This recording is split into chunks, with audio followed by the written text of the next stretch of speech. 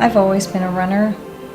As a child, I was very hyperactive and a bit rambunctious, and just couldn't sit still. It wasn't a sport per se in high school or even in college. It was just something that I did for fun. I didn't develop a seriousness towards it until my 20s when I started to enter into local races. And I actually placed in one of these races in my age group, which at that time was 25 to 29. I came in second place. And I was very proud of that achievement. And I realized at that time that running was my sport.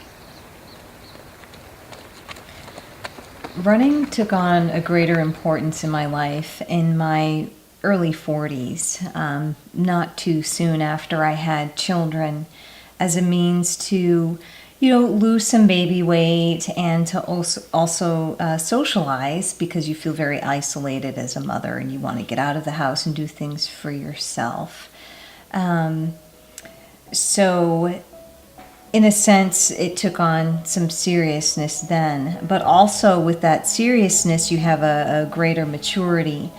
Unlike in my 20s, I'm just kind of running purely because I can and for the joy of it.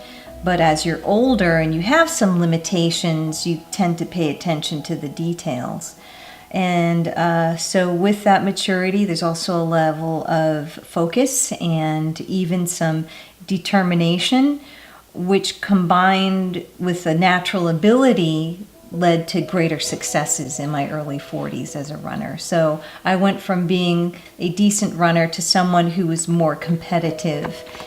I would have to say that your life experiences do indeed affect your running, especially if you've handled something traumatic.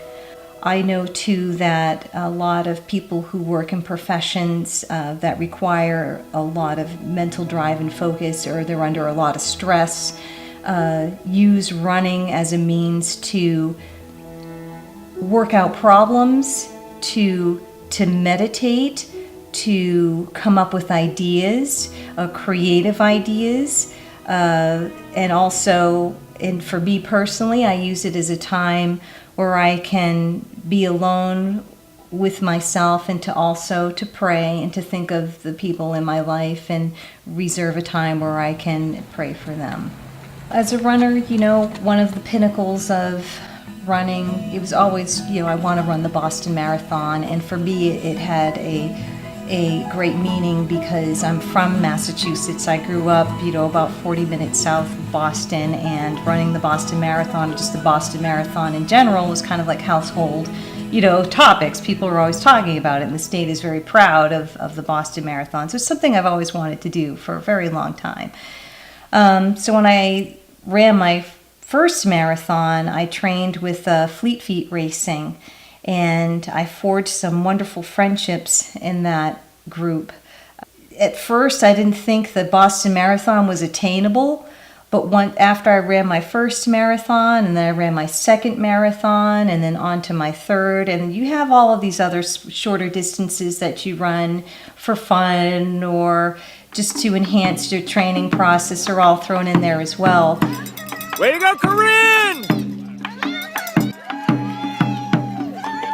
So my third marathon, I ran the California International Marathon, and I came very close to qualifying for Boston. I actually missed qualifying by less than a minute. And so, I made that decision. All right, in 6 months I'll run another marathon and choose a qualifying race. And so I selected the Eugene Marathon for the Boston qualifier.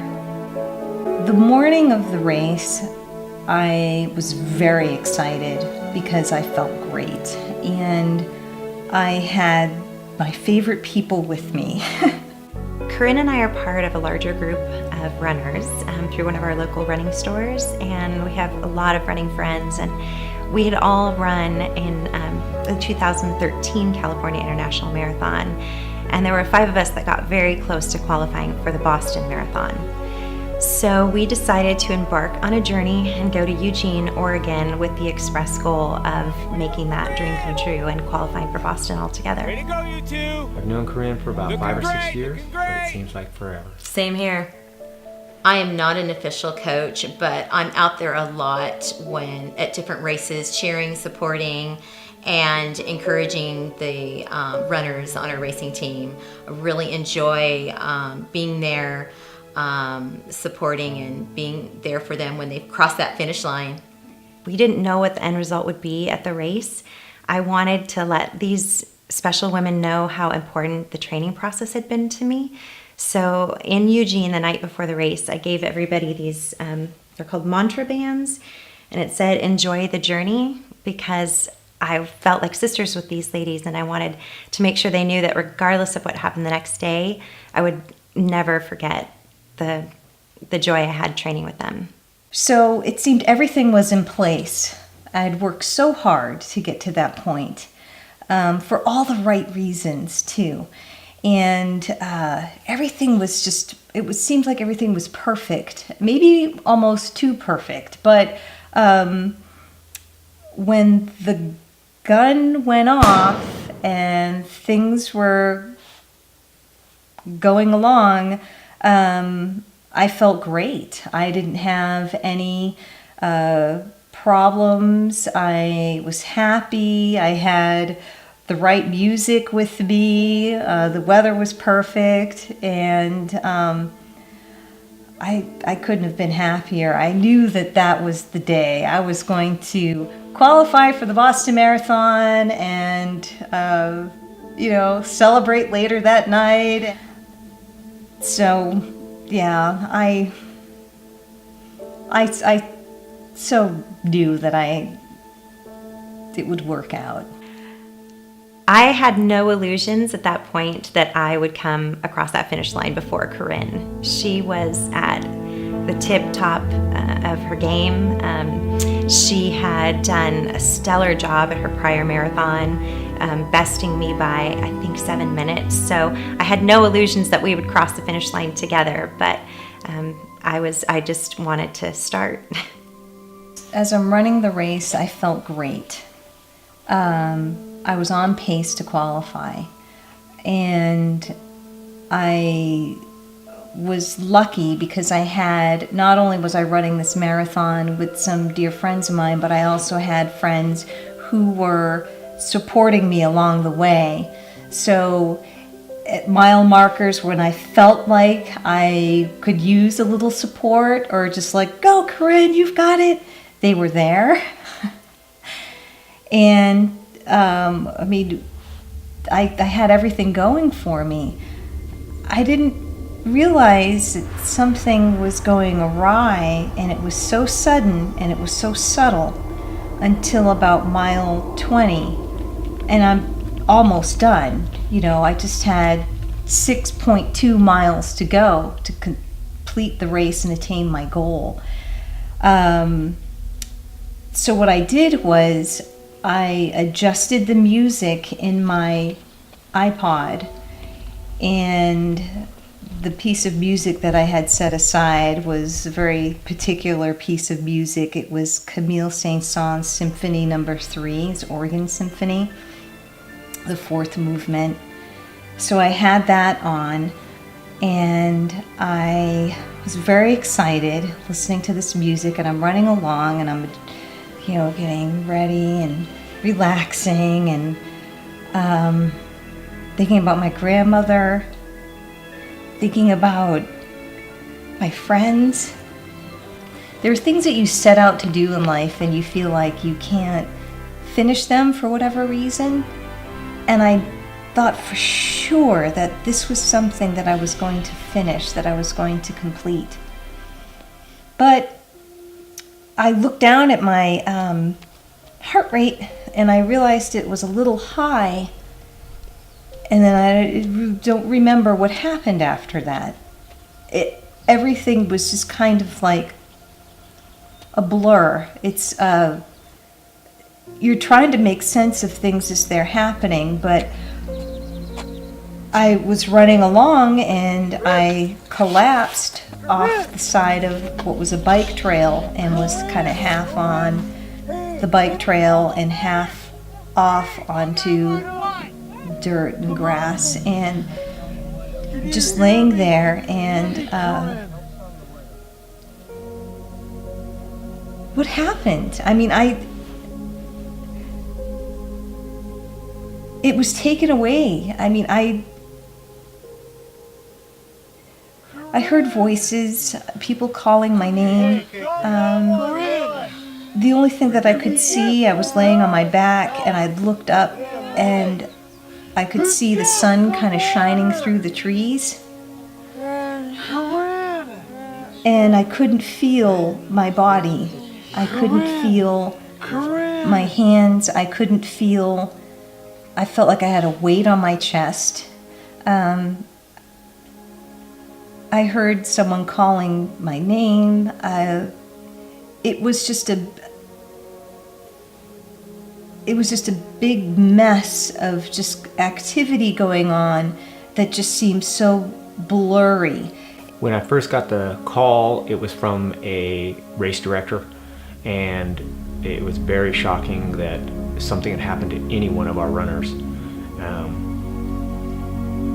And then he called me after he got the call, and I would just say it was just complete disbelief. It was like my brain couldn't even comprehend, because I was just out there watching Corinne run strong, and she looked so good.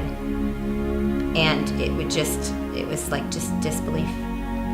Couldn't comprehend it. I actually thought there was some kind of mistake, and when they actually used my name, I was, maybe it is. But it was, the shock originally was just, it can't be one of our people.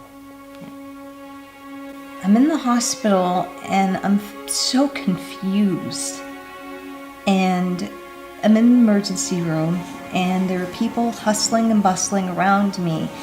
And then there's that pit in your stomach where you feel like you want to throw up. It's just nerves, it's adrenaline.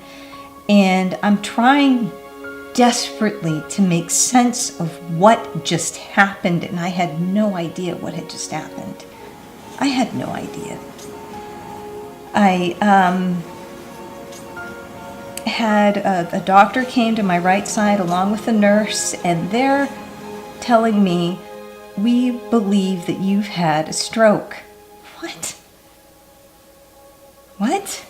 I didn't actually see Corinne out on the course after she had her stroke. The first time that I saw Corinne was when she was laying in a hospital bed. And when I saw her again, it was like this almost disconnect from watching my friend out there racing with her heart strong and just laying so vulnerable in a hospital bed. They're telling me, "We believe you've had a stroke and we need to administer TPA." First thing in my mind, TPA, it's a clot busting drug. My father had a heart attack when I was younger, and that was a drug that they administered, and I understand the nature of that drug and just how powerful it is. First time I saw Corinne after getting the news was in the hospital, and once again, it's just a look of, this can't be happening, and it can't be as serious as they made it out to be. And they're saying things to me like, we need you to tell us you want to agree to take it, and they said, we'll keep you in the hospital for 2 weeks, and the sad thing is that I couldn't talk. Like I couldn't articulate the thoughts in my head, and I was so desperate because I knew that wasn't something that I should do. I personally have never had an experience of being in a race situation and having somebody I know, a running friend, have something like a stroke. Usually it's a hurt foot or a knee or some kind of running injury like that. So this was completely something I'd never experienced before. Well, Dan and Debbie and I got into the hospital room first, and they were wheeling Corinne in.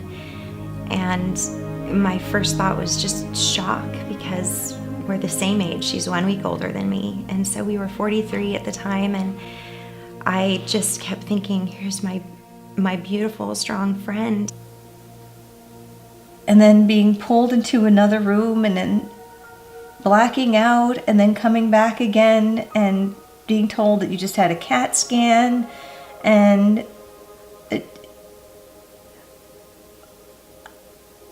I was away from home. I didn't have my family with me. I was with my friends. The first day in the hospital was pretty crazy. There were a lot of tests, a lot of doctors coming in and out, and nurses. Her paralysis was very, very apparent. And of course, none of us knew at the time, is this permanent? Will she recover from this? I was really worried as to what was going to happen from that point on. I started thinking about the people who were close to me, and I didn't know if I was going to live. I just had no idea. And it's funny, because when you're in a situation like that, you're trying to make sense of it. You somehow, a tremendous sense of calm just kind of overcame the situation, and I felt like I had to make decisions. And I felt like the marathon just didn't stop. I felt like I was still running the marathon, and it didn't stop, and I had to continue. And decided that was the state of focus that I would stay in order to get through it, and I just didn't know how long it would last. I was praying, asking God, why now? After everything that I've done to get to that point, why? What are you trying to teach me? I thought about my grandmother, who had already passed on, and who, again, she was a big fan of my running. I thought about her, and would do what she would do in that situation, is to just kind of offer it up and put it into his hands, and to see where it leads. And rather than being so fearful of the process, I decided to embrace it with the kind of almost not excitement, but I felt more at ease. I felt more at peace with what was going to happen. Fortunately, by the evening of that first night, we were seeing her face function returning. That was very, very encouraging, though the remainder of her paralysis was pretty devastating. But the next day, her symmetry was coming back in her face. When I was moved from the emergency room into a recovery room, my friends were there. And what was nice about how this all came to pass is the hospital that I ended up in actually was a national stroke center. So they put me through the protocol of what tests they needed to run, and one of the things that they encouraged was having friends and family around. So all of the friends that I had set out to run this marathon with were in the room waiting for me. You absolutely think about what's important to you when you see someone go through this. And you also, I think what we were all so impressed with about what Corinne went through was you also see how strong people are. And here she went through this, and I've never seen someone with such strength and determination, and it's inspiring. When I was brought into the room, I don't remember seeing anybody. I was flat on my back. I had a very intense headache, and everything was still kind of blurry. but I felt so much relief having them there. It was, ironically, it was like going through this experience, and it was like an aid station, It was like a already there, people there to encourage me, to tell me that everything was going to be okay, and that I could continue to move on and to push on and to move forward, and just to hear their voices, and then I was able to talk, like just starting to talk, and thoughts were coming to me, and all I wanted to do was to keep talking to them the best that I could, and I couldn't really see them. My right eye was very heavy, and so if I wanted to get to look at them, I had to hold almost like my brow up, my lid up, so I could see them. They were all on my left side. And once I started talking, then there was so much I wanted to say. I was so happy to be there. I was just so happy to be alive. And I did not care at that moment if I wasn't able to walk again, if I wasn't able to run again. I didn't care. I was so thankful that I could talk, and that I had my wits about me, and to have that support.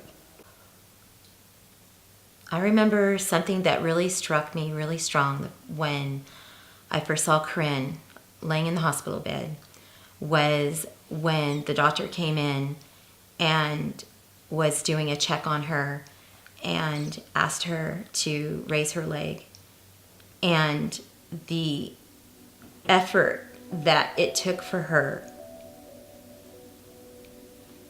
to be moving and raising her leg in the way she was, because she was limited, and then just having that image of her out running a race, and then it was just,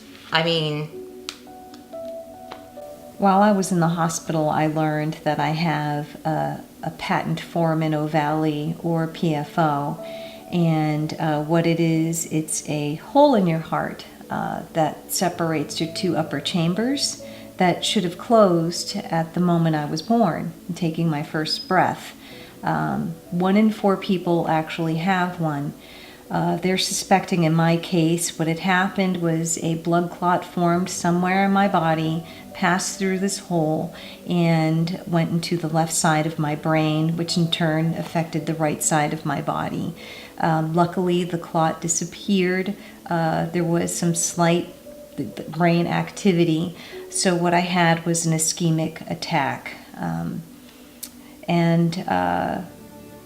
So as far as how that would affect other people or information, people listening to this, that it is pretty common. But when you're my age and you're in good health and you have a stroke, that's one of the underlying factors that they look for. I have seen people collapse at the end of a race. I've gone and helped them. I've helped people off of tracks. This was a very new experience, and to have seen what was a young, vital, very strong woman out there running, and then to see her in the hospital, very shocking, very alarming. And there was a part of me that still had a hard time believing that it was occurring. I feel like I'm always going to be a runner, and I'm not running the way that I used to. I like to show up at running events. I like to support my running friends. As far as mentally, I'm still a runner, and what's beautiful about that, it's a kind of discipline that spills into other areas of life. And you're always going to be focused. You're always going to be disciplined. It's a kind of transition that I feel I'm grateful the experiences that I've had, but I feel now I have a greater purpose. And if anything, running has served as a transition in order to achieve and give a greater meaning to the purpose, and it's also given me some mental endurance to get through life when the going gets tough. And you can also find that endurance, or at least allow for me my faith to take a part in that endurance to keep me going, and knowing that God is always there supporting me in a way where really no one else can. And even in those darkest moments when you think you can't see the other side, or in those dark moments when you feel like you're entirely alone, when change is taking place, you're not alone, and there is a reason for it all. It's just having the mental toughness to get you through it. Well, as far as it stands right now, I have other goals in life. Still carrying with me that determination to achieve other things. Running has taken on a new normal. I'm now directing and producing a documentary based on a runner, and all of the struggles and the philosophy and everything that goes along with just running in general, and just allowing my creative passions to kind of take hold and bring me to the next place, wherever that is. And I couldn't be happier about it. And all of those friends, those relationships that I've forged through running are still my friends. And I'm finding ways of bringing these worlds together. And so it's pretty remarkable when something happens to you and you think that all hope is lost, but indeed there is something that's greater, or something that's more suited to you, that's better off for you, that's meant to be. I'm still running, and in December I ran the California International Marathon, and I qualified for Boston. But it was really hard. I mean, it was wonderful, but it was hard as well, because I just always thought Corinne and I would do that together. So Corinne won't be running with you? I'll have other friends probably that I can run it with, but